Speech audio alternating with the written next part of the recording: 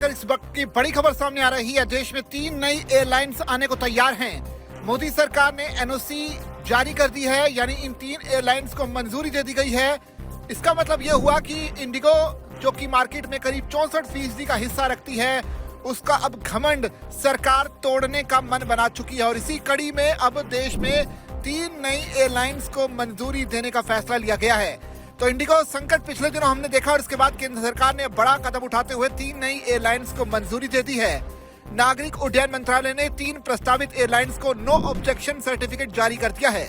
दुनिया की सबसे तेजी से बढ़ते एविएशन मार्केट में बढ़ते डुओपोली को लेकर सरकार चिंता में थी और इसी कंपटीशन को बढ़ावा देने के इरादे से ही ये 3 नई एयरलाइंस को मंजूरी दी गई है। केंद्रीय नागरिक उड्डयन मंत्री राम मोहन नायडू ने मंगलवार को कहा कि पिछले सप्ताह उन्होंने 3 नई एयरलाइंस की टीमों से मुलाकात की। केंद्रीय मंत्री ने एक्स पोस्ट में लिखा कि पिछले एक हफ्ते में भारतीय आसमान में उड़ान भरने की चाह रखने वाली 3 नई एयरलाइंस यानी शंख एयर, अल हिंद एयर और फ्लाई एक्सप्रेस की टीमों से मिलकर खुशी हुई। शंख एयर को पहले ही मंत्रालय से एनओसी मिल चुका है। अल हिंद एयर और फ्लाई एक्सप्रेस को इस हफ्ते एनओसी मिल गई है। शंख एयर ने अपनी वेबसाइट पर कहा कि एयरलाइन नोएडा इंटरनेशनल एयरपोर्ट से फुल सर्विस एयरलाइन के तौर पर काम करने की योजना बना रही है।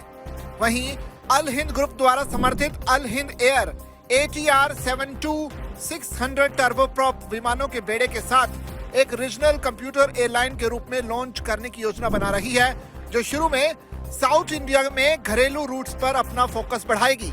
वहीं नागरिक विमानन मंत्रालय ने एनओसी मिलने के बाद शंख एयर की 2026 की पहली तिमाही में उड़ान सेवाएं शुरू करने की योजना है।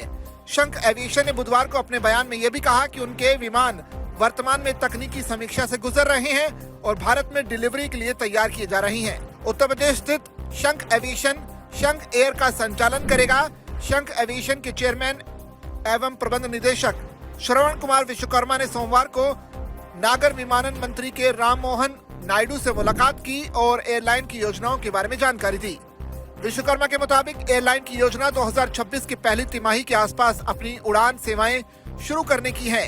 उन्होंने ये भी कहा कि कंपनी का लक्ष्य अगले 2 से 3 सालों में अपने बेड़े को 20 से 25 विमानों तक बढ़ाने का है। वहीं बात कर लेते हैं इंडिगो की, क्योंकि दिसंबर के शुरुआती 2 हफ्तों में इंडिगो ने 5000 से ज्यादा फ्लाइट कैंसिल की, जिसकी वजह से हजारों लोगों को समस्याओं का सामना करना पड़ा। इस संकट ने सरकार को एहसास दिला दिया कि देश में किसी एक एयरलाइन के पास ज्यादा मार्केट शेयर होना भविष्य में भी इसी तरह की स्थिति पैदा कर सकता है। यही कारण है कि सरकार ने नई एयरलाइंस को एनओसी दी है।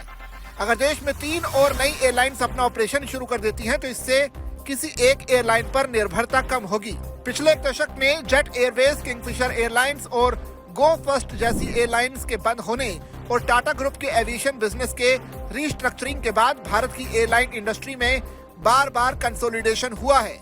टाटा के नेतृत्व वाले कंसोलिडेशन के परिणाम स्वरूप एयर एशिया इंडिया का एयर इंडिया एक्सप्रेस में और विस्तारा का एयर इंडिया में विलय हो गया, जिससे इंडिगो और एयर इंडिया ग्रुप मिलकर घरेलू बाजार के 90% से ज्यादा हिस्से को कंट्रोल करते हैं। और अब सरकार इसी डुओपोली से बाहर आना चाहती है और इसी कड़ी में 3 नई एयरलाइंस को मंजूरी दी गई है। इस पूरी खबर पर आपकी क्या राय है, आप कमेंट करके हमें जरूर बताइए और ऐसी खबरों के लिए बने रहिए जागरण बिजनेस के साथ।